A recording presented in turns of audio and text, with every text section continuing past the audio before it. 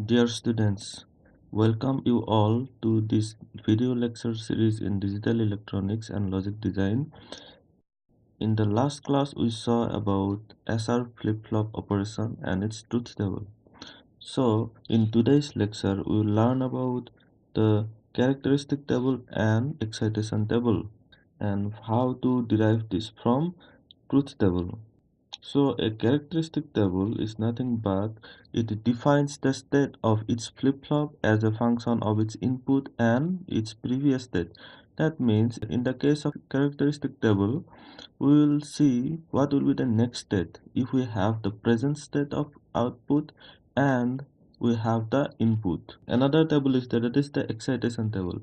Excitation table shows the minimum inputs that are necessary to generate a particular next state. That means we will consider the present state and the next state as the input and what will be the respective suppose S or R. That means set in the case of set reset flip-flop, we'll see what will be the value of S and R for those present output and next output stages. The excitation table shows the minimum inputs that are necessary to generate a particular next state or to excite to next state when the current state is known. That means whenever we'll be having the present state and the next state of the output, we will determine what will be the value of S and R in the case of SR flip-flop. Using NOR gate, we got the truth table of SR flip-flop. Here we are using just another column that is the clock. Let us understand this table. Whenever we have clock is equal to 0 and SR be the any value 0 or 1, that means we have don't care condition here. We'll have Qn, that means we'll get the present state. Qn, let me write here, Qn is the present state and Qn plus 1 is the next state. And whenever we will be having a high clock, this input has an impact on the next state output. Whenever we have 0 0, then we will have next state output is the present state output, or we have the memory. In the case of S equal to 0 and R equal to 1, whenever R equal to 1, the output is reset. That means we'll have output equal to 0. The next output is equal to 0. Whenever we'll be having S equal to 1 and R equal to 0, we'll have the next output equal to 1. Or whenever this set input is high, the output is going to be set or high. Whenever both the S and R are high, we have an invalid output or we do not know what will be the output. That means the output is changing from 0 to 1, 1 to 0 and so on. Okay, now we'll make the characteristic table. In the case of characteristic table, we will assume that clock is always high for this table. So we'll have three inputs Q and then S and R, and we will try to determine the next state Qn plus 1. So we have three inputs, so we'll have 8 combinations 0 0 0 0 0 1 0 1 0 0 1 1 1 0 0 1 0 1 1 1 0 and 1 1 1. So we have total 8 number of combinations. Now let us find out what will be the Qn plus 1. That means what will be the next step. Let us find out from the truth table. Whenever S equal to 0 and R equal to 0, okay, so what will have S equal when S equal to this clock is high. Don't consider this case, this clock is low. Just leave the first case and consider these four cases. Whenever we have S equal to 0 and R equal to 0, the next state output is Q. S equal to 0, R equal to 0, the next state output will be Qn. That means we will have here this Qn value. That means Qn is nothing but 0. Again we have when we will have S equal to 0 and R equal to 1. S equal to 0, R equal to 1. We have output is 0. So we'll have irrespective of this previous stage, whenever it is 0 or 1, we'll have 0 here. And when we'll have S equal to 1 and R equal to 0, from the truth table we have qn plus 1 is 1. Whenever s equal to 1 and r equal to 1, we have an invalid state. That means we do not know what will be the output, whether it be 1 or 0. So we do not know what will be the value of this output. So it is a forbidden condition or invalid condition. So when qn is 1 and s equal to 0 and r equal to 0, in the previous case we saw that it is the memory state. So we'll have qn plus 1 is equal to qn.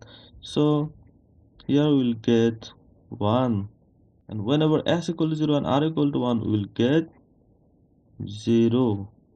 And when s equal to 1 and r equal to 0, we will get output 1. And whenever we have s equal to 1 and r equal to 1, similar to this case, we will get don't care, or we do not know what will be the output. So this is the characteristic table of a SR flip-flop. Later on this video, we will see what is the expression for this Qn plus 1 in terms of Qn, that means present state, S and R values. Now let us make the excitation table. In the case of excitation table, we have input qn and qn plus 1. It is not the input, but we will find out if we know the present state and the next state, we'll find out what will be the value of s and r. So this we will find out from this characteristic table. We have four combinations: 0 0 0 1 1 0 and 1 1. Now let us see for the present state equal to 0 and next state equal to 0. From this characteristic table, present state is 0 and next state is 0. That means we have these two cases. For these two cases, we have present state equal to 0 and next state is also 0. So what is the value of s? S value is 0 for both the cases. That means therefore we will write here 0. And what is the value of r? It is either 0 or 1. Therefore we will have a don't care here.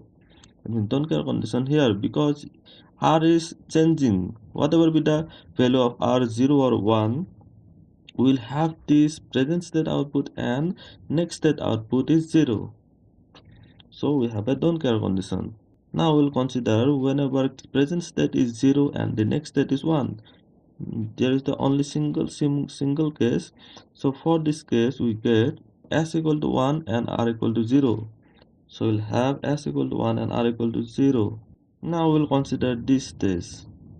This is the first stage, this is the second, this is the third stage. So whenever the present state output is 1 and next state output is 0, we will have s equal to 0 and r equal to 1, s equal to 0 and r equal to 1. Now we have another two cases remaining. This one is another case remaining and this one is another case remaining. So let us see. The present state output is 1, the present state value is 1, and the next state output value is 1. Here also present state value is 1 and next state value is 1. Therefore now we'll see the respective s and r values. We have s value is 0 and s value is 1. So we'll put here a don't care condition, and we will see that r equal to 0 and here also r equal to 0. Therefore we'll write here r equal to 0. So this is the excitation table of the SR flip-flop. This characteristic table and this excitation table are used in the case of flip-flop conversion and designing the counters. Now we will see the expression for this next state output from this characteristic table, and also from the excitation table we will see the expression for Boolean expression for S and R. For this we have to make the K-map, and from there we will find out what is the expression for this q1 plus 1 and s and r. Now we'll make the k-map for from the characteristic table. From the characteristic table we'll see the expression for q1 plus 1, or the expression for next state. Therefore k-map for qn plus 1. So we have three inputs.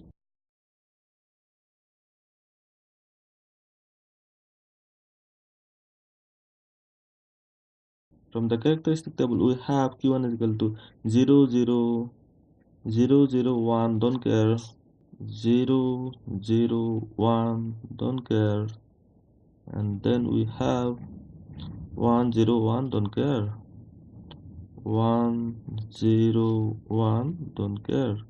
So from here we can take it as this one will be one term and this one will be another term.